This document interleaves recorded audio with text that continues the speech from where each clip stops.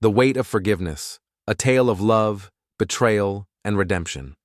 My wife Sarah and I had been through a roller coaster of emotions. We had been married for over a decade, and I thought our relationship was solid. But life had other plans. Sarah cheated on me not once, but twice, with 2 different men. One of those affairs resulted in a pregnancy, and she gave birth to a beautiful baby boy.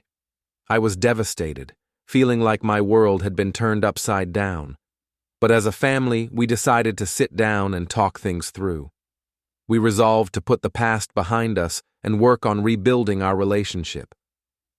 I decided to forgive Sarah, not just because of our children, but also because of the struggles we had faced together. For 6 long years I had been unemployed, and Sarah had been the breadwinner. She had taken care of me and our 3 children, never once abandoning us.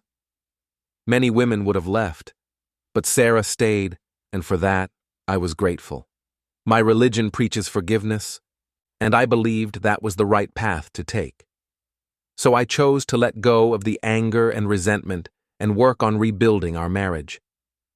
However, as time went on, I realized that forgiveness wasn't as simple as I thought. Every time Sarah and I got intimate, I couldn't shake off the images of the men she had cheated on me with. My mind would wander, and I would imagine her with them, which made it impossible for me to perform. I felt like I was stuck in a vicious cycle, and I didn't know how to break free.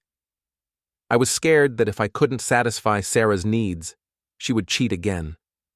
The thought of losing her trust in our marriage was unbearable. One day, I decided to confide in a close friend, Alex, about my struggles. He listened attentively as I poured out my heart. "Bro, I don't know what to do," I said, feeling frustrated and defeated. "Every time we get intimate, I see those guys she's been with. I try to ignore it, but it just happens, and my manhood dies right there." Alex nodded understandingly.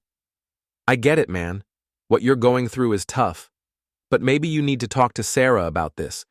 Communication is key in any relationship." I took Alex's advice to heart and decided to have an open and honest conversation with Sarah. We sat down, and I shared my struggles with her. To my surprise, Sarah listened attentively and understood my perspective.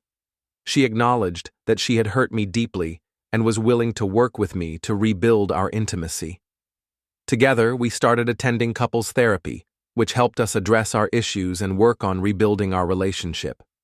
We also made time for each other, engaging in activities that brought us joy and closeness. Slowly but surely, I began to feel more comfortable with Sarah.